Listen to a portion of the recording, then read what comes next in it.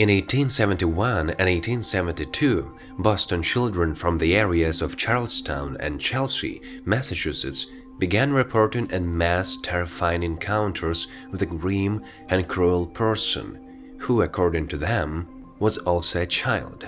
Just a little older. Allegedly, he would lure other children to a remote area, promising them sweets or money. The trust placed in the boy came at a high price. He would undress and tie up his victims and then beat them with his fists and a belt. Over time, the attacks became increasingly brutal. The criminal did not get enough thrills from the tortures he had previously subjected the unfortunates to, so he began cutting and torturing those who managed to take away with ever greater fury.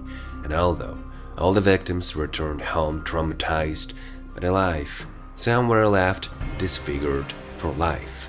When the authorities finally established the villain's identity and arrested the suspect, all the parents of Boston breathed a sigh of relief. No one knew then that 13-year-old Jesse Pomeroy had no intention of ending his dark deeds, and would soon become the youngest serial killer in the history of all America.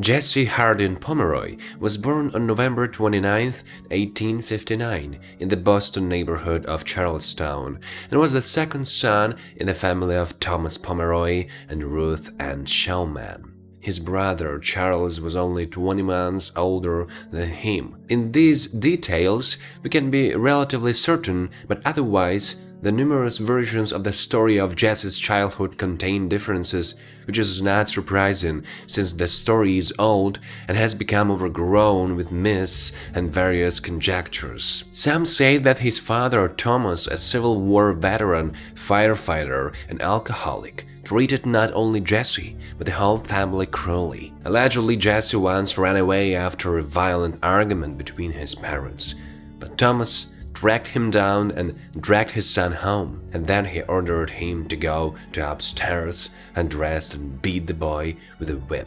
However, historians claim that there is no exact evidence that Jesse was subjected to violence by his father in childhood, although severe punishments were not uncommon in families of those times. Jesse himself in his autobiography never mentions that his father beat him, but notes that 2 teachers and an uncle used physical force against him. In infancy, Jesse's right eye was damaged due to an identified illness, possibly due to a viral infection, as a result of which the boy's pupil was covered with a white film. Because of his unique appearance, Jesse was often bullied and humiliated by his peers. His marble eye was reason enough for others not to even want to look in Jesse's direction, let alone befriend him. The boy's off-putting appearance came, to be honest, not only from his eye. He had too wide a mouth and ears that stuck out noticeably on the sides. He was also much larger than other boys his age, which of course made young Pomeroy stand out prominently among them. These features, in addition to the fact that Jesse rarely smiled and periodically suffered epileptic seizures, made it extremely difficult for him to interact with other children. His relationships with teachers were no better, who described the boy as strange, not a bad student, but difficult to understand. Moreover, Jesse did not perceive correction and criticism directed at him at all, in connection with which he regularly threw tantrums if something did not go according to his scenario. Interestingly, however, in his autobiography he wrote the following: "Do not think that at school I was always bad. I gave my teachers enough trouble, I'm sure, but on the whole, I was what is called a good boy." It seems that Jesse Pomeroy's idea of good boys was severely distorted from the very beginning.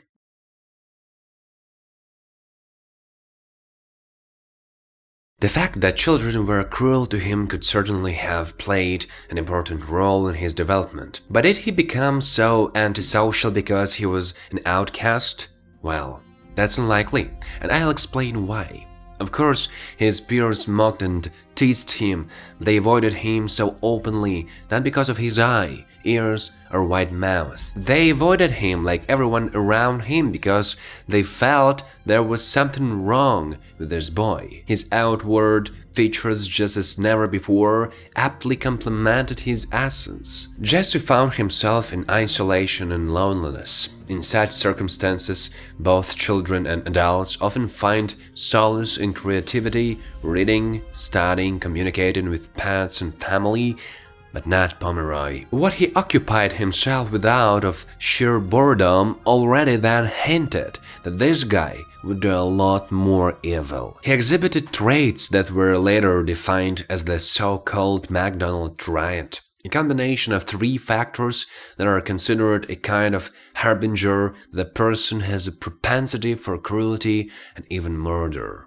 These are zoosadism, pyromania, and anorexia. This set of three behavioral characteristics was formulated by John MacDonald back in 1963 in his article, "One individual may have one or several characteristics." One of these factors, namely cruelty towards animals, Jesse demonstrated at a very early age. When he was only 5 years old, the boy allegedly stabbed a neighbor's cat and threw it into the river. And before his 10th birthday, he took the lives of his mother's inseparable lovebirds, calmly and dispassionately twisting their heads off. Moreover, the death of the birds was not enough for him.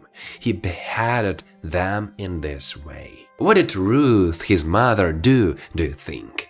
The woman didn't even scold him, and there was no question of any more serious responsibility. Mrs. Snowman simply decided that there would be no more pets in the Pomeroy household. Perhaps she thought that would put an end to his sadistic actions, but in reality, only the target changed. Alone, Jesse enjoyed reading cruel novels about Indian wars, and the descriptions of torture had a strong influence on him. At first, Jesse reenacted these stories in seemingly innocent games of scouts and Indians with other children.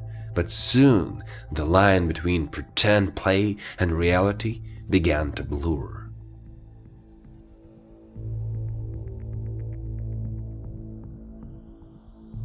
It happened for the first time on Boxing Day, July 22, 1871, when 4-year-old William Payne was found in an abandoned outbuilding on Powder Horn Hill, partially dressed, with his wrists tied and his body covered in bruises. A few months later, on February 21, 1872, 7-year-old Tracy Hayden was found in the same outbuilding with a broken nose and missing 2 teeth, which he lost as a result of a collision with a teenager who, according to rumors, threatened to cut off Hayden's genitals. Already on May 20, 8-year-old Robert Mayer went through a similar experience. At that time, the police had little work, but not enough information for an active search. A big boy with chestnut hair, that's all the input. The law enforcers, to give them their due, were not lazy. Since they got such a meager description, they decided to interview local children, asking if anyone had heard anything. Unfortunately, these conversations did not produce results. After the unknown young maniac beat and tortured 7-year-old Johnny Belch, carrying himself in the process, a $500 reward was offered for the capture of the boy torturer, as he was dubbed in the press. This was a lot of money. The parents of Boston were horrified and trembled in fear that their child would be the next victim. The description of the attacker in Boston Globe newspaper was also read by Ruth, Jesse's mother. It seems that, for this woman, the tormented children were no more important than those lovebirds who her son had twisted off. She was quite certain that the boy torturer was her own child, but the only word that he would be exposed and caught. At that point, Thomas Pomeroy had already abandoned the family. This happened as a result of an argument that flared up after he allegedly beat Jesse. In any case, Ruth was left alone to raise 2 children. After reading that very note in the newspaper, she rented a small shop in South Boston and became a seamstress. Together with the two boys, she moved into a small apartment across the street from her new business. It is assumed that Ruth may have thought that moving from the scene of the crimes would not only put an end to them, but also throw the police off her son's trail. Here it's important to clarify something. She didn't approve of them, but she chose a completely wild method of solving the problem every time, even for those times.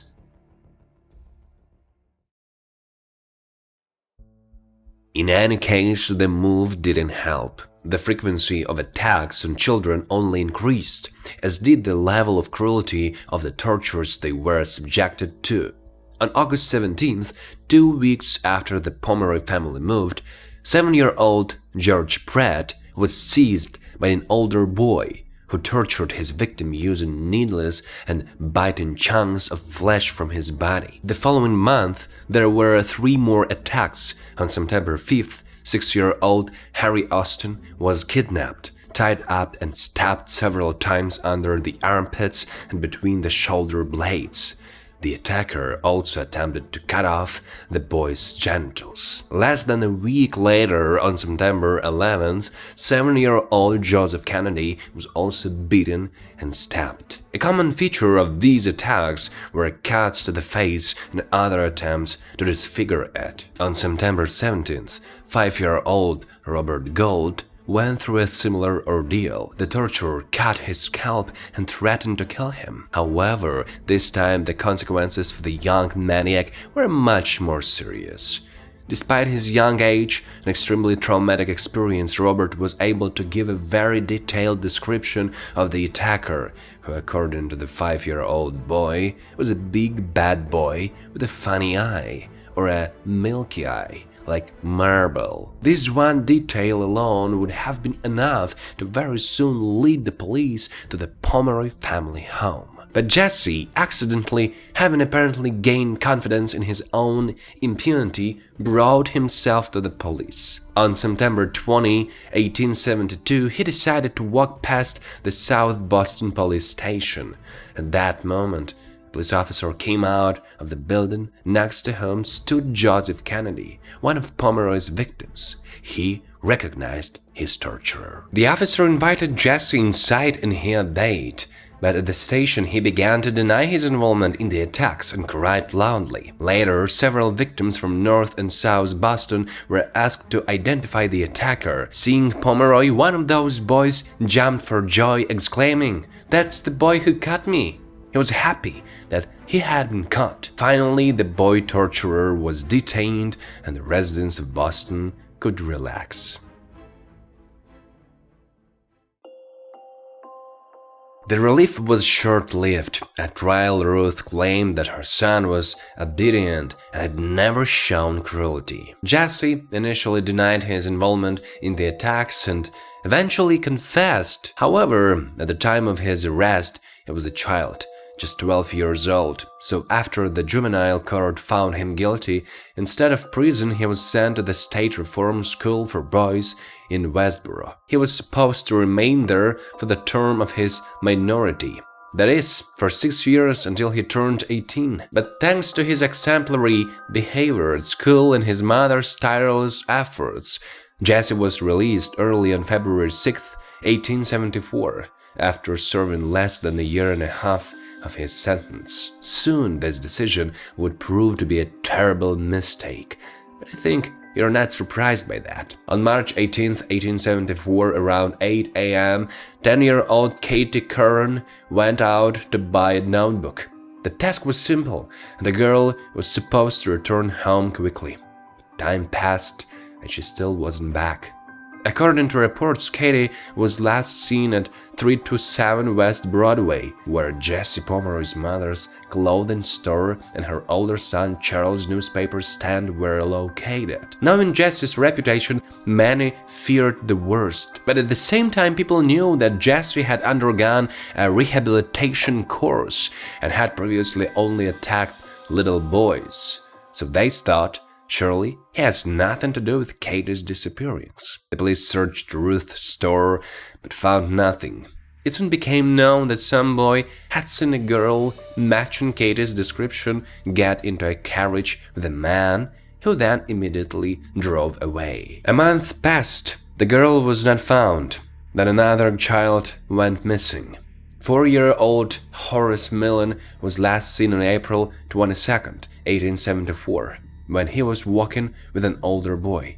Just a few hours later, the two boys discovered Horace's half-naked body in a marsh near Dorchester Bay. The boy had been brutally beaten and stabbed, his body partially mutilated. Authorities quickly arrived at the scene and found numerous dirty footprints, which they traced to a wharf a half-mile from the scene. Witnesses claimed that they saw Horace with a teenager who came down from the wharf, after which the pair headed towards the marshes. Jesse Pomeroy's name had already surfaced during the investigation into the disappearance of the child in this area.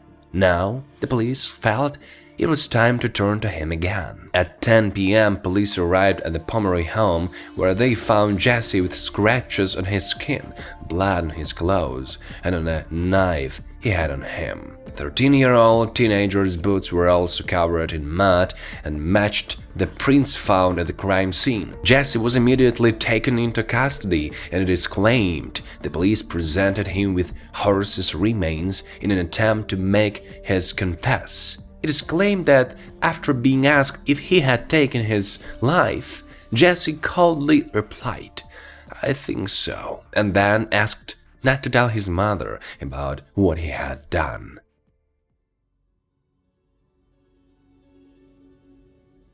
After news of Jesse's arrest and the unthinkable things he had done to the little boy spread, business at his mother Ruth's store simply collapsed. In May 1874, he was forced to close the store. A man named James Nash, who owned a nearby grocery store, bought the building where Ruth had been working a few months later and began renovating the building. At the same time, Jesse awaited trial for Horace Millen's death in the Charles Street jail. On July 18th, two men demolishing a wall in the basement of the house where Ruth's workshop had been made a horrifying discovery. Under a pile of ashes and debris, one of the works found a bright-colored piece of fabric. Upon closer inspection, he discovered a skull. Under the debris were more severely decomposed remains, which quickly turned out to belong to Katie Curran. Ruth and her older son Charles were arrested in connection with this, which prompted Jesse to confess that he had lured Katie into the basement and cut her throat. According to him, she had come into the store by mistake looking for a school notebook. In one moment, his twisted mind began to act. "I told her there was a store downstairs. I followed her, grabbed her neck with my left hand, covered her mouth with my palm, and holding a knife in my right hand, cut her throat. Then I dragged her to the water closet and put some stones and ashes on her body." He later recanted this confession, as well as his confession to the torture of Horace Millen. But when the sensational trial began on December 8, 1874, Jesse's attorney realized there was no point in trying to deny his client's guilt, and instead tried to prove that the boy was insane in the hope of saving him from the death penalty. Among the defense witnesses was Jesse's mother, who told of numerous childhood illnesses from which her son suffered, from insomnia, dizziness, and frequent severe headaches. The alienist physician, Dr. John Tyler, told the jury that in his opinion, Jesse was insane, had no motive for the crimes, and lacked a normal sense of morality, which explained his indifference to the suffering of his victims and the consequences of his actions, as well as the cruelty of his crimes. For their part, prosecution witnesses argued that Jesse showed no signs of insanity and fully understood the difference between right and wrong, based on the fact that he tried to avoid being caught and punished. After closing arguments, it took the jury 5 hours to reach a decision. Jesse Pomeroy was found guilty at first-degree murder of Horace Millen on December 10, 1874, at the age of 14, thus becoming the youngest youngest person in the history of Massachusetts to be convicted of such crime. Despite the jury's recommendation, the judge sentenced Jesse to death by hanging. However, because he was so young, 2 governors refused to sign the death warrant, and Jesse's sentence was eventually commuted to solitary confinement for the rest of his life. Over the years of his imprisonment, Jesse Pomeroy wrote several books, including an autobiography in which he claimed his innocence. Of the tortures of 7 boys and 2 brutal deaths, he said, "Why I consider that I did not commit these acts, I have already told some time ago. Here, I have no need to repeat the reasons, that these actions were committed by one and the same person, that these actions were cruel, and that the person who committed them was a cruel person, I will not deny. But that I committed these actions, and that I am a cruel person, I deny in the most decisive manner. I did not kill either Horace Millen or Katie Curran, and even if I had done so, it would have shown that I was rather mad than anything else when I did it." In 1914, 3 psychiatrists examined Pomeroy. They found him sane, but characterized him as a cold, paranoid manipulator, considering that he did not belong in prison. Jesse studied law books and filled petitions for pardon, as well as repeatedly attempting to escape, but never gained his freedom. After spending just over 4 decades in solitary confinement, in 1917, Jesse was granted permission to move to a general population cell. 12 years later, in 1929, he was transferred to Bridgewater State Hospital for the criminally insane. This move caused a huge media frenzy. This was his first outing into the outside world in decades, and it is claimed upon seeing how much everything had changed, he asked, "Where did all the horses go?" At Bridgewater on September 29, 1932, Jesse Pomeroy, the boy torturer or boy fiend, died of a heart attack at the age of 72. Until his last day, he was never able to repent for his misdeeds.